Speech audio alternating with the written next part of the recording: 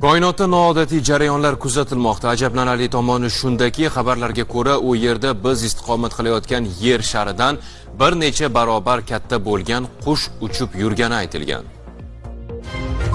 Koinotda qushga o'xshash o'lchami yernikidan 10 barobar katta bo'lgan jism suratga olindi. U haqda Rossiya Fanlar akademiyasi koinot tadqiqotlari laboratoriyasi xabar berdi. Surat Lasko teleskoplari yordamida 24-may kuni Toshkent vaqti bilan 16:00 da olingan. Tasvirda qush yoki uchar kema aniq aks etganday, uning ortida olovli iz bor. Qush qanotining o'lchami taxminan 150 ming kilometrni tashkil qilishi aytilgan. Quyoshdan sirli jismgacha bo'lgan masofa taxminan 2 million kilometr bo'lib, o'lchami yerdan 10 barobar kattaroq. Olimlar bu hodisaga ilmiy asosda tushuntirish berish bo'yicha muhokama o'tkazishni taklif qilgan va istisno sifatida mutlaqo har qanday versiyalar va har qanday munozaralarga, jumladan o'zga sayyoraliklar, plazma hayoti va fitna nazariyalariga ruxsat beriladi deya hazil qilgan olimlar.